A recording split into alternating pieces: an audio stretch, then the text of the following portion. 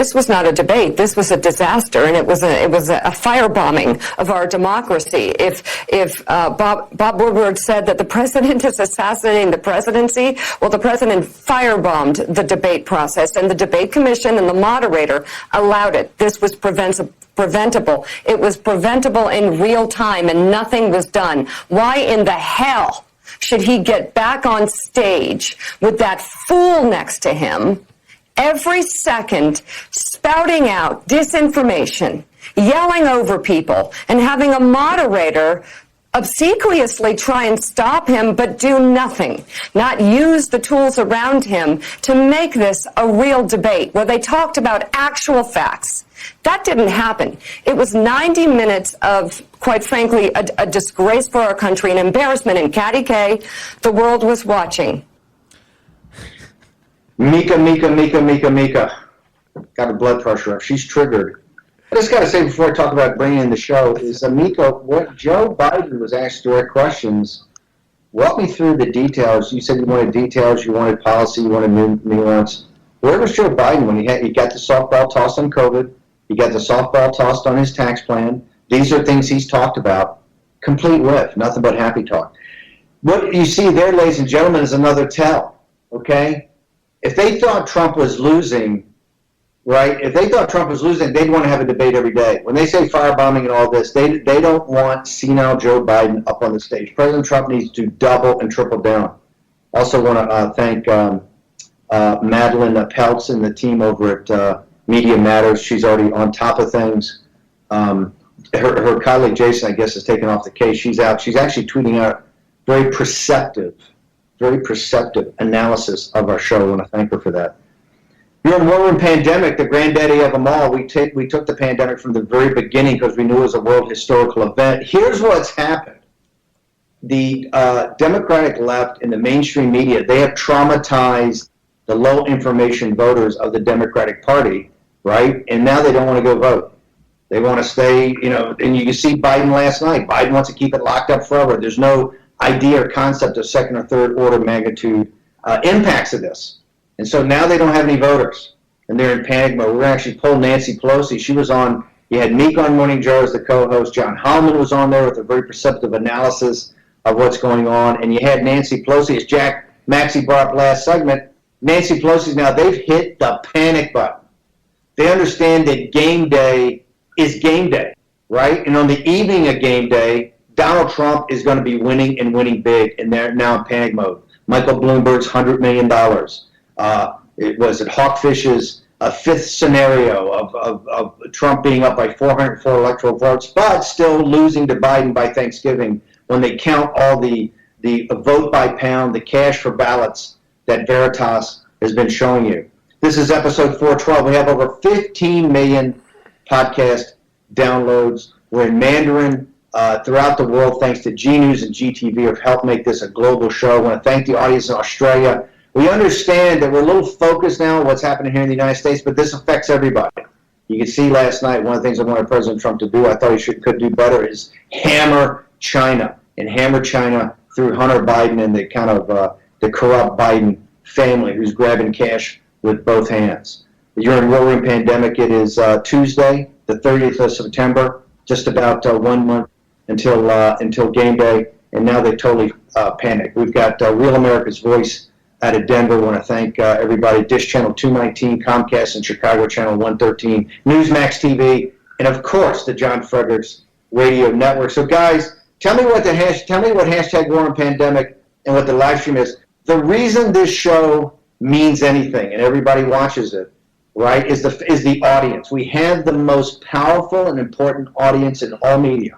That is the deplorables and Lao Beijing. We've combined working class people, middle class people throughout the world, expatriate Chinese throughout the world, right, and also those people in mainland that yearn to breathe the air of freedom. This lesson in democracy we've got is what President Reagan said. Freedom's only one generation away from being lost. And now we're in the fight of our life for this American Republic.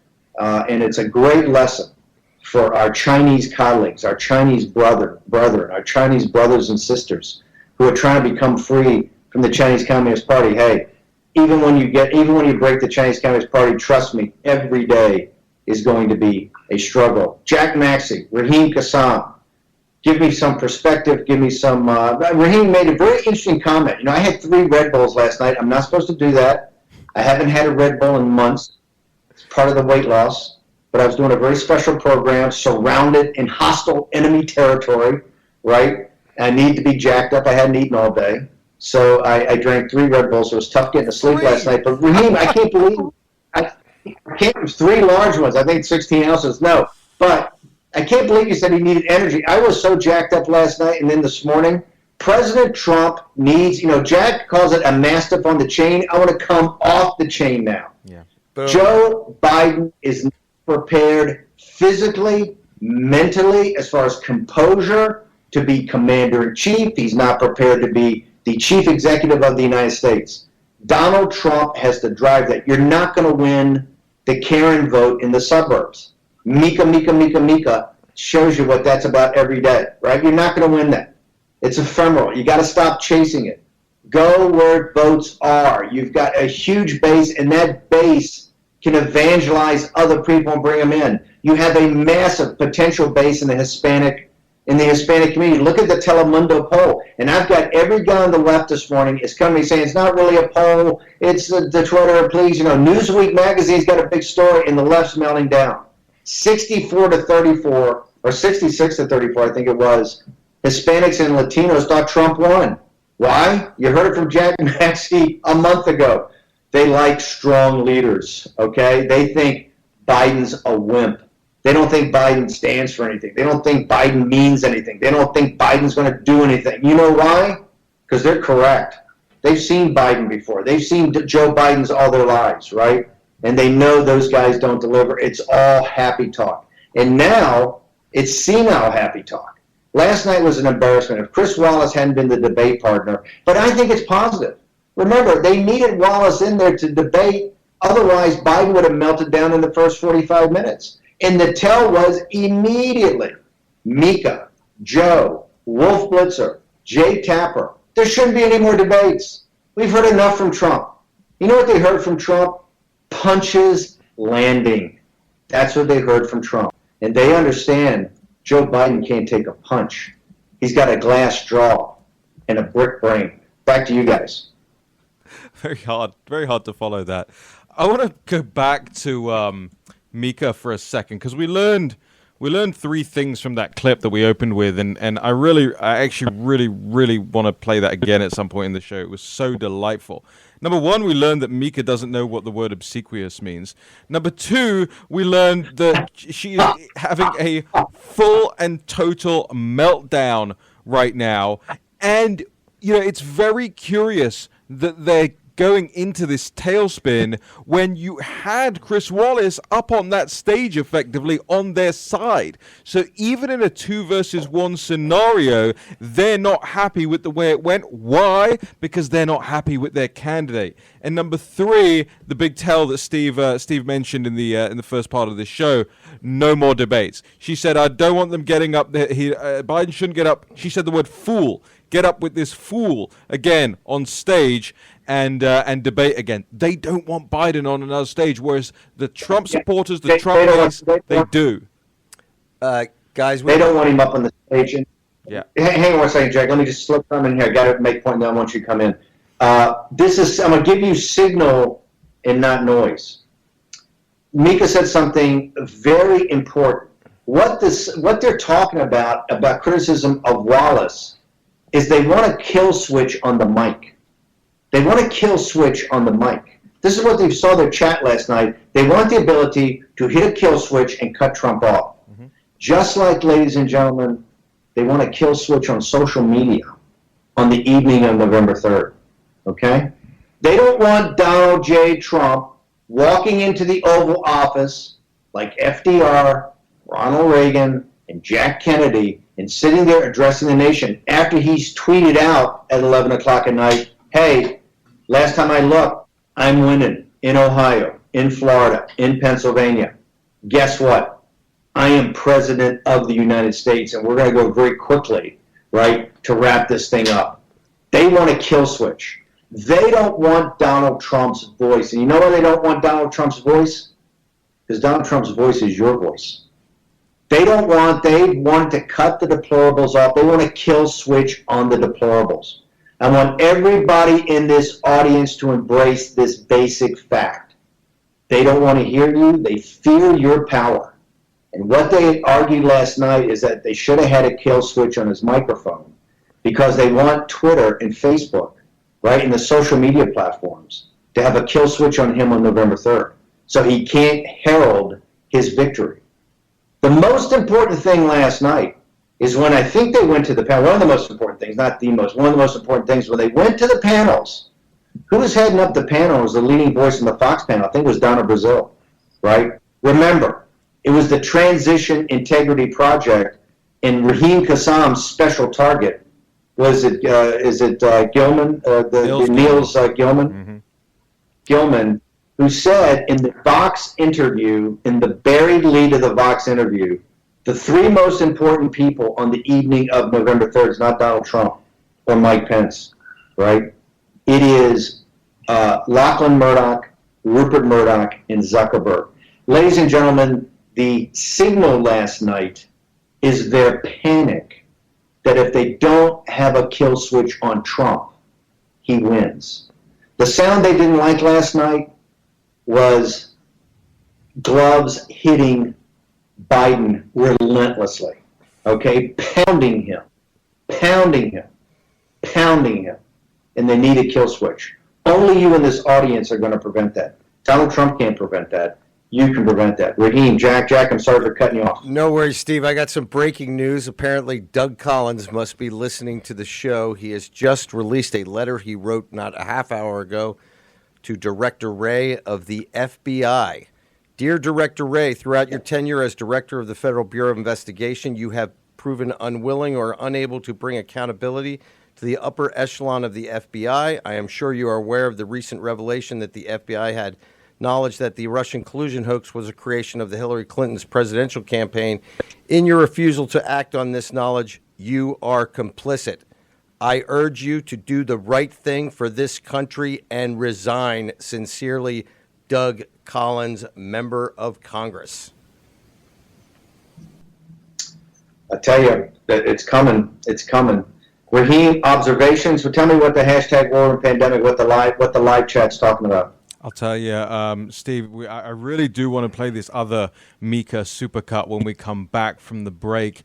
If producer Vish could stop powdering his nose or whatever he's doing there and check his phone, he's got that. He's got the clip. We definitely need to get that up before the next segment. Producer Vish is having a mimosa and order a second eggs Benedict.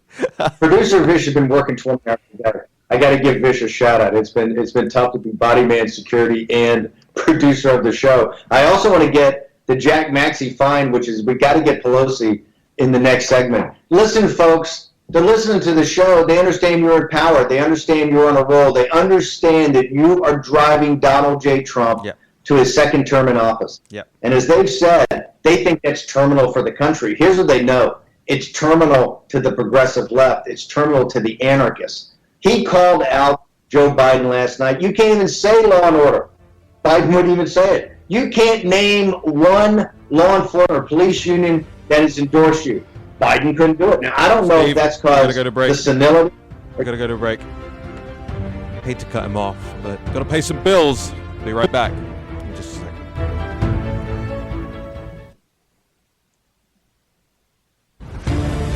War Room. Pandemic with Stephen K. Bannon. The epidemic is a demon, and we cannot let this demon hide. War Room. Pandemic. Here's your host, Stephen K. Bannon. The low rider is a little higher.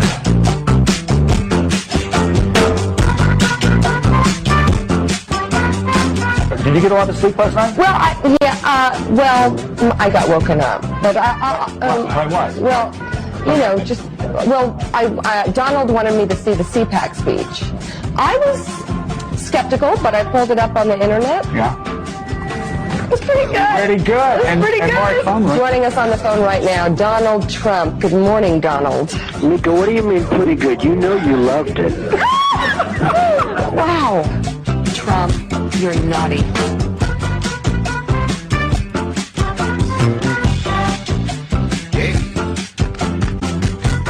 So, like, who would you pay more here, Donald? Just curious. With you and Joe, I'd absolutely pay you more. Oh, my God. All right. I would pay you much more. Joe, I would pay Mika so much more your head would spin. Donald, do you have a TV? Are you watching us right now? Yes, I am. I Okay, always so- watch you, only because of you. Okay, so, wow.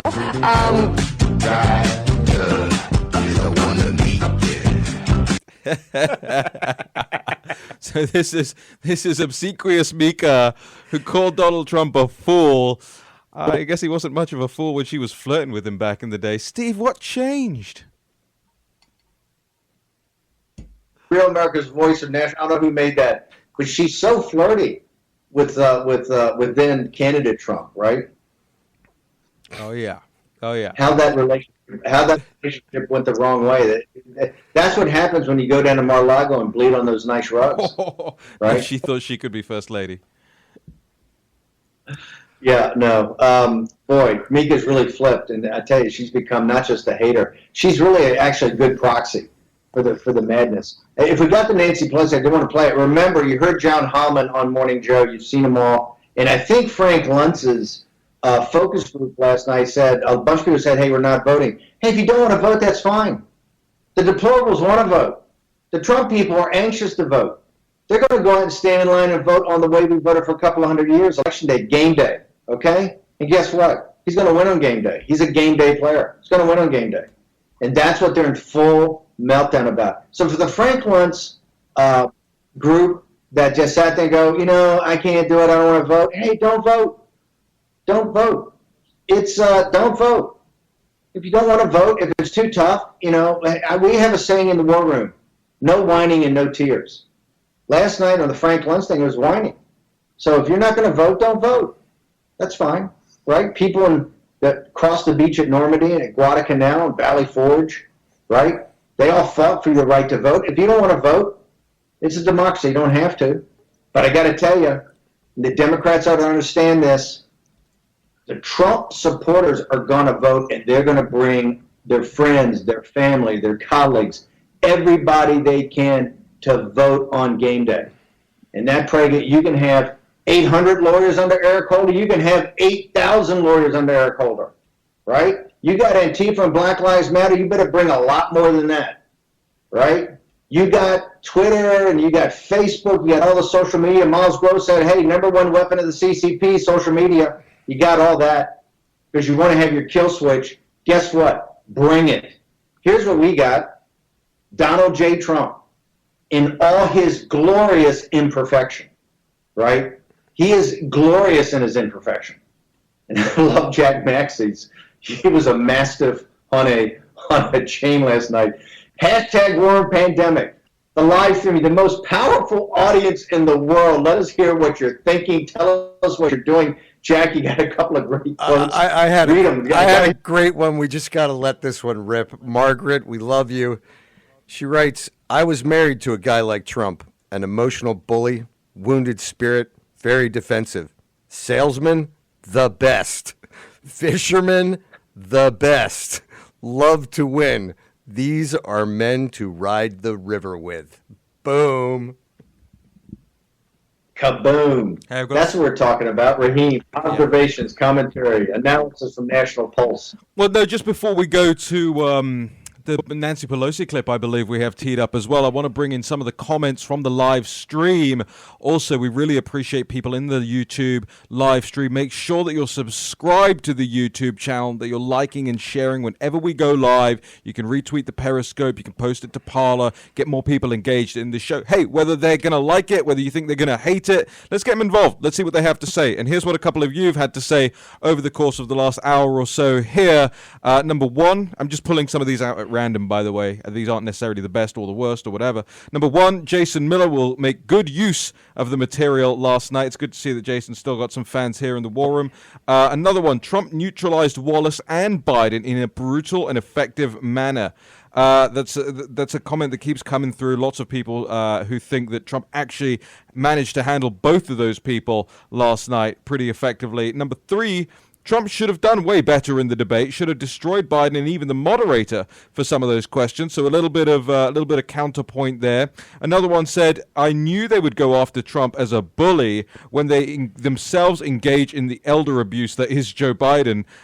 Democrats always attack for what they actually do." And here's my favorite one, Steve, and it's the most accurate one in the Twitter live stream right now. "Raheem definitely has a martini being prepared for him at Morton's come noon."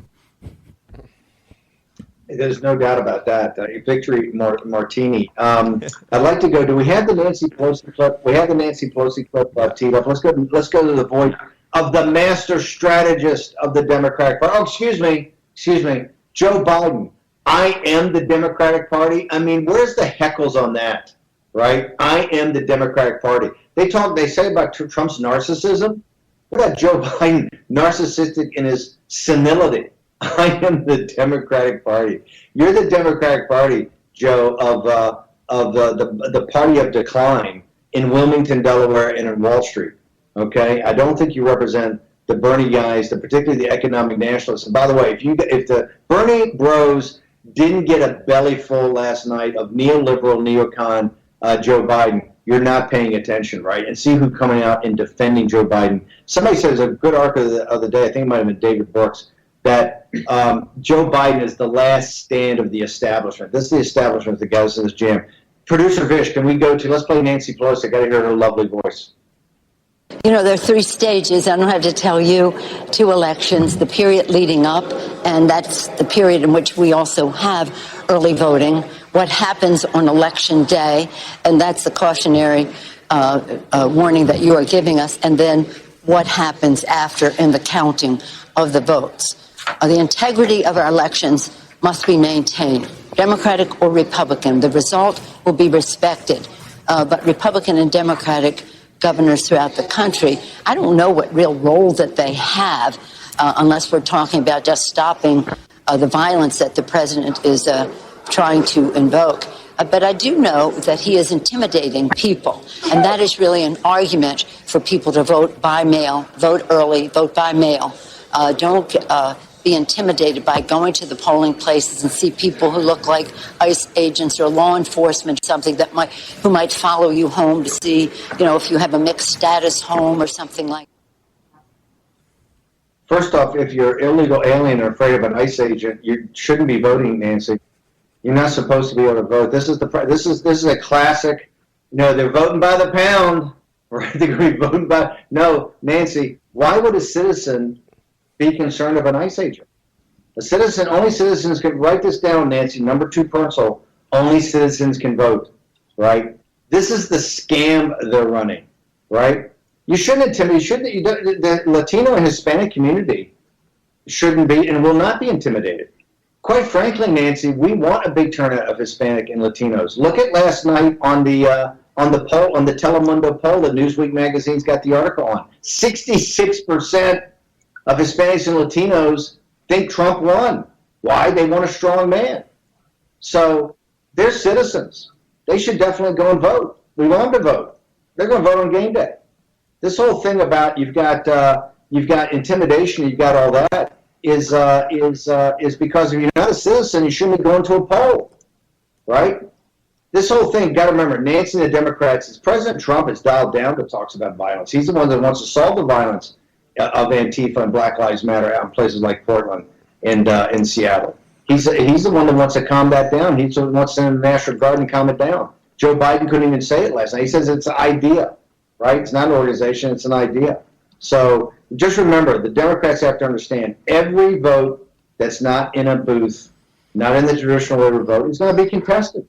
It should be contested. You got to check you got to check the envelopes, you got to check the addresses, got to check the signatures, got to check everything. And they're all going to be contested. The Democratic primaries, it's in Brooklyn that 30% of your own votes were uncertifiable, right? Uncertifiable. I think 20% in Manhattan. These are Democratic primaries run by, guess what, by Democrats.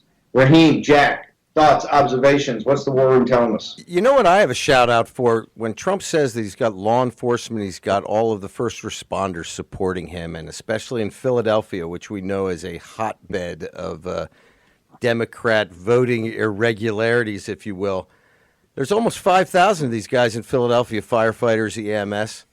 Why don't we get these guys across the country motivated to come and be poll watchers? Show up in your uniforms. It'd be great. A little patriotism. Motivate the base. We'd love to have you guys.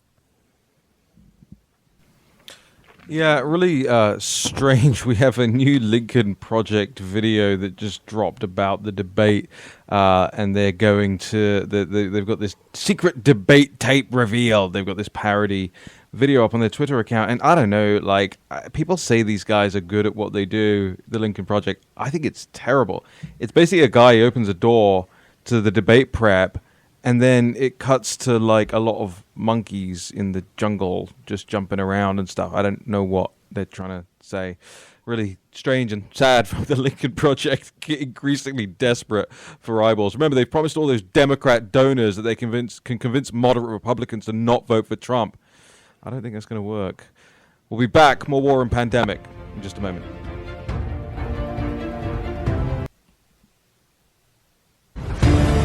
War Room Pandemic with Stephen K. Bannon. The epidemic is a demon, and we cannot let this demon hide. War Room Pandemic.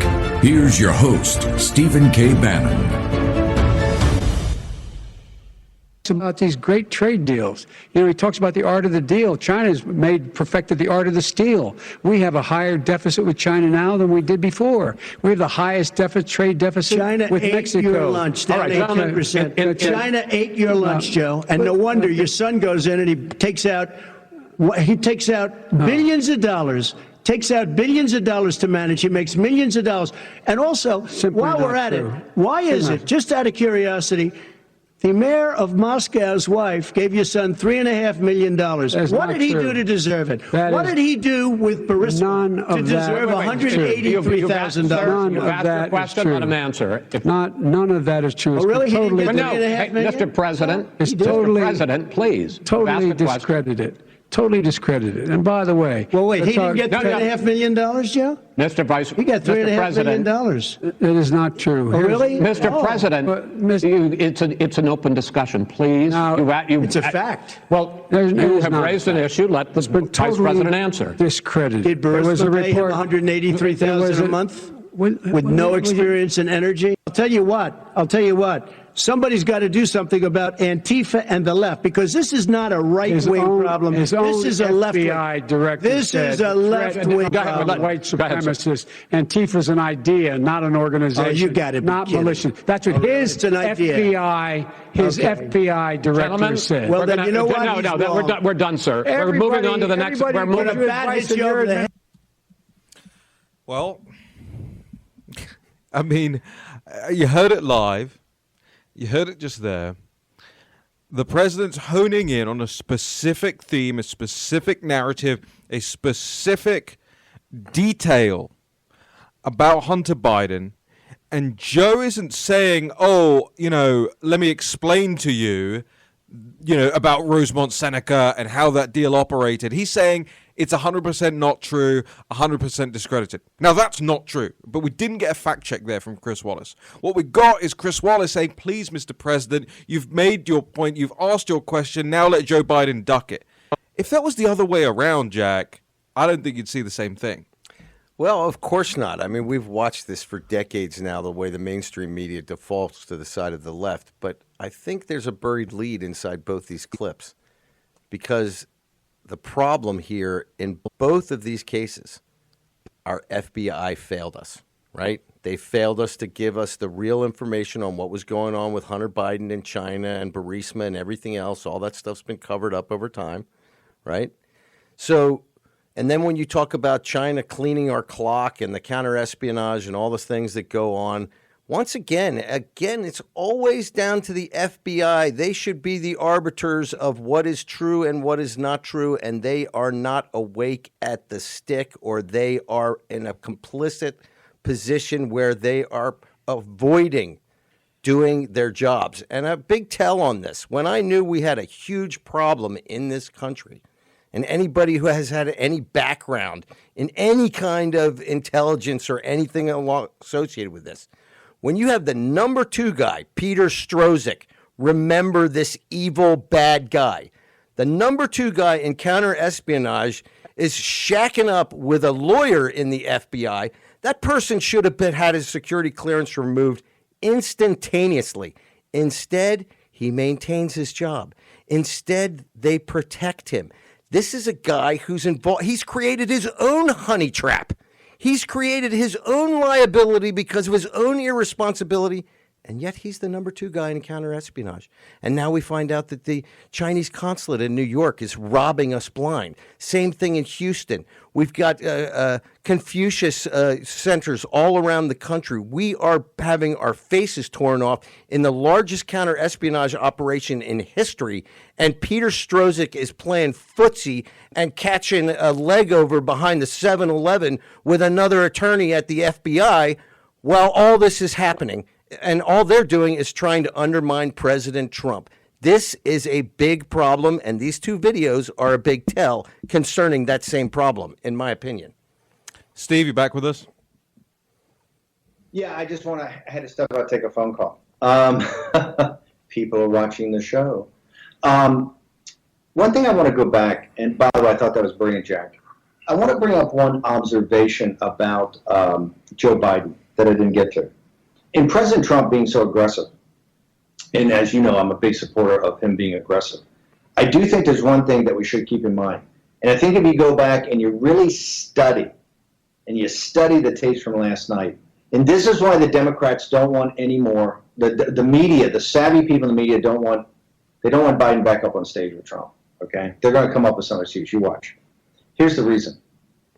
Biden, 2 or 3 sentences into things, forgets where he is. If you kind of let him go, and this is one of the things I think the president next time would be very strategic about how he cuts him off or how he inserts the comments. And the reason is Biden doesn't know where he is. The 2 biggest examples are the thing about masks, the question with Wallace about masks, and the question about his tax increases. In both situations, he totally forgot where he was 3 or 4 sentences into it. Embrace this, Democrats. You've traumatized your base so they don't want to go and vote. And now you got Nancy Pelosi, telling illegal aliens, hey, don't be intimidated by ICE agents down at the polling place. Don't be intimidated by ICE agents. Go home and get your illegal ballot and vote anyway. That's what she essentially just said, right? So they're going to be voting by the pound, non-citizens, right? On about your tax dollars in your country. Okay, number 1. Number 2 is that he doesn't, they've traumatized the base, and they have a guy that doesn't know where he is all the time. And that's why they're freaked out. They're totally freaked out right now. And this is why they're going to come up with everything about President Trump to try to avoid having Biden get back up on the stage with him. Or they're going to try to change the requirements. They're going to say it's got to have a kill switch on the mic. They want a kill switch. They want a kill switch on Facebook. They want a kill switch on Twitter related to the president. They want a kill switch on his microphone. They want a kill switch. They want to stop the connectivity of his voice, right, to his voters and his people. That's what they're trying to do. So this is, I think, one of the recommendations I would make is that, just let Biden, on certain occasions, let's let Biden, because he wanders around. He doesn't have Jill up there. She doesn't have the bib with the index card in the back to tell him what he's supposed to do. He had notes last night. He was all totally confused about where he was. But I think the longer he gets into this, the more confused he gets. And so, guys, back to you. I know, Jack, you were on a roll. Always love, I think, raised another disaster at the FBI. I think the FBI has been a total disaster. Back to you guys. Yeah, I just want to make this clear as well for the people who didn't see it yesterday, Jack, the development that occurred yesterday afternoon. And we managed to break into the show on the National Pulse in the afternoon when this letter came out. and I actually had Thomas Farnan. He's a lawyer that writes for us very often. He's just written this ebook called The Russia Lie, right? And it walks through this whole thing. It's 40 pages, very, very short, very cheap. It's just $5. People can get it at therussialie.com. But it walks through all of this stuff. And I'm not one of those people, actually. I haven't been totally, in the weeds on this Russia stuff. The problem I've had is over the last 4 years, whether it was Louise Mensch or anybody that had some Green Party member of the European Parliament, all these guys were accusing me of somehow being a Russian asset or a Russian agent. And when you're inside that thing, you tend to just turn your back on it and go, this is so many. They're just trying to distract me. They're just trying to bully me along these lines, threaten all sorts of things. I think Louise Mensch once claimed that Steve was going to be executed. I think she removed that tweet after a little bit of time. But this letter that came out yesterday from John Ratcliffe, the Director of National Intelligence, addressed to Lindsey Graham, I mean, it's extraordinary stuff. The smoking gun, as far as I'm concerned. Hillary Clinton cooked up the whole Russia scandal. John Brennan briefed the President of the United States. He knew. Barack Obama knew. Jack. Listen, this stuff is outrageous, and the fact that it's taken 4 years for it to even be revealed to the American people shows you the depth of the complicity inside these organizations like the CIA and the FBI at the upper echelons. My prayer is that there are solid, and I know there are some of them because I know them, solid Americans inside those organizations who are willing to turn on their leadership. Something has to be done. You need to save the credibility of the FBI because the American people are losing faith in this as an organization, and we need to have faith in our law enforcement. And one of the things that I find so appalling is when you have Christopher Wray saying that Antifa is not an organized effort. These people are out there punching down, harming our people in blue around the country, and for the FBI to stand aside and not do something to help those local law enforcement on the ground, no wonder most sheriffs don't want the FBI in their counties. Steve? Yeah, no, look, the FBI, I thought the letter yesterday, of course, guys, how do you answer the thing that immediately they're saying, this is Russian disinformation, and this is just another, this is another Rick Grinnell that's pushing false narratives? Well, my attitude towards it would be very simple. We've heard your case to the political establishment over the last 4 years. We've heard the Atlantic Council's case. We've heard the Hunter Biden case. We've heard all of it over the last 4 years. Let's just hear this case out. Let's follow the evidence. Let's follow the trails. Let's have an investigation of this, and let's see what the truth is. Because remember, we had a full investigation over Russia collusion. It cost the American public time. It cost the American civil life division. In everyday lives, people have lost friends, lost family members over the arguments that were stoked by the political establishment in what is turning out to be one of the worst and most heinous cover-ups of all time to protect Hillary Clinton. Protect Hillary Clinton with her new podcast that's coming out. Protect Hillary Clinton, who's on MSNBC commentating ahead of the debate last night. Why is nobody asking Hillary Clinton these questions? So here's my response. It's very simple. You had your go. You lost. It's our turn. Okay, so, look, I think that all ought to be investigated. I do think it a little bit to a degree, and I realize that this is tied to the Transition Integrity Project. It's all of one thing, and I think people have done a pretty good job of tying that together. I think you, Raheem, and the National Pulse guys have done a terrific job. I just don't want to take our eye off of what is in front of us, and that is a massive voter turnout apparatus and campaign for November 3rd. I mean, we're in the middle of this fight now. And if we don't win it, you see who's going to be running things, the John Brennans of the world. That's exactly who's going to be running, because obviously Biden is a cipher, right? You see the apparatus. Biden said last night, and I'd like to ask Bishop, we can pull it up for the last segment, about Joe Biden says, well, I don't have any legal. I would drop, I think he said I would drop the legal there towards the end, when he has an 800-man war room headed up by Eric Holder, headed up by former Solicitor Generals, former U.S. attorneys, Perkins Coie, the law firm. He's got a lawfare apparatus already set up, yet he's in full denial. So, yes, I think all these things, I thought that letter yesterday was shocking, and particularly that Radcliffe, who's a very, he's a former, I think, U.S. attorney, very serious guy. For him to put that out on the letterhead of DNI under his signature, I thought was pretty powerful. Back to you guys. When they said, Steve, that Rich Grinnell is basically creating a false narrative, that letter of yesterday from the DNI proved everything that Richard Grinnell has been insinuating for the last several months, because he had already seen most of this stuff, but because he's a patriot, unlike the left, he didn't release it to the Washington Post or the New York Times or some favored blogger. Well, we'll be back in just a moment. More War Room Pandemic. Want to hear from all of you guys in the live chat, on the hashtag War Room Pandemic. Gosh, it's nearly noon. Hope the guys at Morton's have that martini glass chilled for me. It'll be over in just a second, guys. We'll be right back.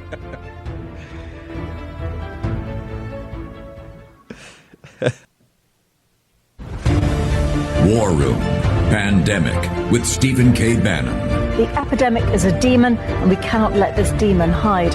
War Room Pandemic. Here's your host, Stephen K. Bannon. Their policies, but Hunter Biden in many ways is a weakness for the former vice president because of his work. He was I'll call it out, he's a swamp creature, like many people, trading it in his family name to make money around the world. But the way the president, their policy.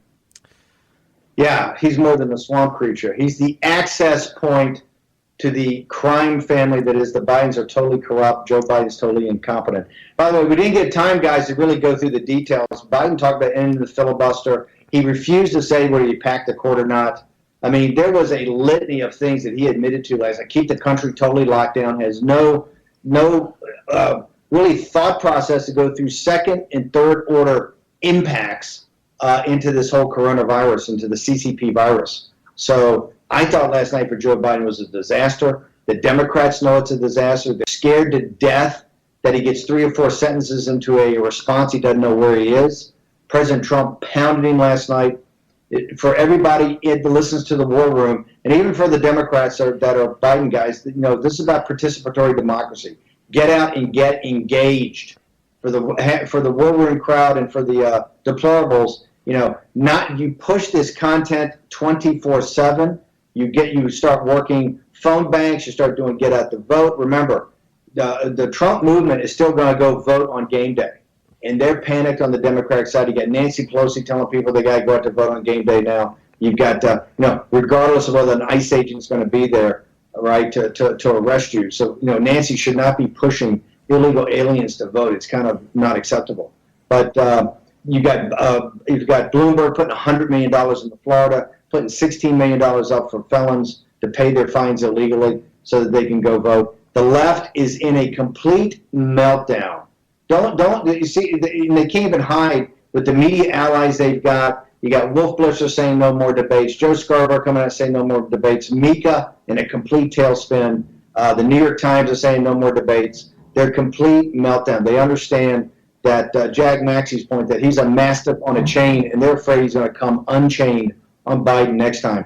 Plenty of time to think about the next debate. The key is where Trump is. I think he's doing another rally today. Joe Biden hasn't done anything. President Trump was mocking his campaign last night, right, of not being able to draw anybody. Joe Biden's got to prove, I think, to the country, he's got to step it up. Can he draw a crowd in Pennsylvania? Can he draw a crowd in Florida? Is he even going to campaign, or is he going to go back to Wilmington and go into the basement with Jill and start doing the Proof of Life podcast? Guys, back to you. I just want to make note of a couple of things real quick. The market's up about 500 points this morning. For me, as I said yesterday on the show, that implies that President Trump won last night, at least came out the better of the two.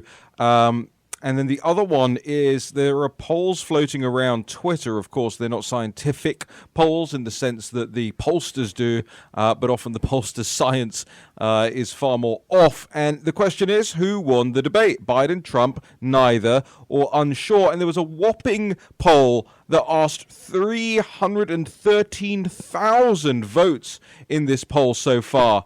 And only 22% of all of that saying Joe Biden, 61.9% say Trump, 12.7% said neither, and 3.4% were unsure. That's a massive sample size. Twitter or not, That's huge. 313,000 respondents there, guys. Wow. I think people, and Jack, I think people look and see Joe Biden's just not up to the task, right? Chris Wallenstraub's basically Joe Biden, and this is why the Democrats are panicked. They understand they've done two things that have really blown them up. They've traumatized their base, and they have a senile old man as their candidate. Those are two, in litigation, we refer to those as two bad facts. Jack Maxey, back to you. Yeah, I also think that people on the left, the mainstream media, everybody should get Joe Biden to confirm whether he is for the Green New Deal or against the Green New Deal. Because if you go to joebiden.com/climate/plan, Biden believes the Green New Deal is a crucial framework for meeting the climate challenges that we face. He also says that as President Biden will lead the world to address the climate emergency and ensure that the U.S. achieves 100% clean energy economy and net zero emissions by 2050. So, Joe, last night you said you were not for the Green New Deal. Are you or are you not? I'm asking for Senator Sanders and Congressman Ocasio-Cortez. They both want to know. Good point. I think, a lot of people raising that comment this morning on social media saying, hey, he got up there. And you look at the CNN coverage right now. We walked through in the first hour some of the coverage you're seeing on the really far left websites. Nobody taking a victory lap over there. They don't even like Joe Biden, let alone do they want to go to bat for him, but they couldn't go to bat for him. And you look at the headlines on CNN right now. Of course, there's no fact check of Joe Biden in that sense and taking him to task over actively just lying on that stage. But the headline is a stark choice after the worst debate ever. I don't know if it was the worst debate ever. It was a debate. You look at the fractious nature of. You honestly think if Joe Biden had won and Joe Biden had shown the nation he's prepared to be commander in chief, do you think that would be the headline? As Biden swamps Trump? They don't want any more of this. No mas, right? Donald Trump's got to continue to pound. Don't listen to Chris Christie. Chris Christie goes on TV and criticizes you about how you didn't follow what he said. Chris Christie should be bounced, okay? He should be listening to Jason Miller and Rudy and the people that know what they're talking about, okay? Not the Chris Christies of the world. That's just going to lead to more mumbo jumbo and defeat. President Trump should hammer every day and make people understand, which is going to be pretty clear, that Joe Biden's just not up to the task. Raheem, what's happening on National Pulse today? That's a good question. We're still in show planning. The one big story that we're pulling out right now this morning is the move of the Facebook General Counsel to the Biden transition team. So we'll be getting into that on the show later on today, just as Zuckerberg announces that he's not going to allow the president to make an election night victory call. He's going to silence and suppress the words of his supporters across Facebook. So we'll be getting into that and more over at the National Pulse at 3 p.m. here on Real America's Voice. I want to say congratulations to Carrie Sheffield, whose show launched today just an hour before ours here on the Real America's Voice network. Make sure you're checking it out on Pluto, on Roku, Comcast in Chicago, the Dish Network. Just so many new shows launching, and the team is doing just such an amazing job. Did such an amazing job of live debate coverage last night with Amanda Head and Eric Greitens and myself. Had Nigel Farage on as the first and the exclusive commentary. We'll see you again tomorrow morning at 10 a.m. for War Room Pandemic.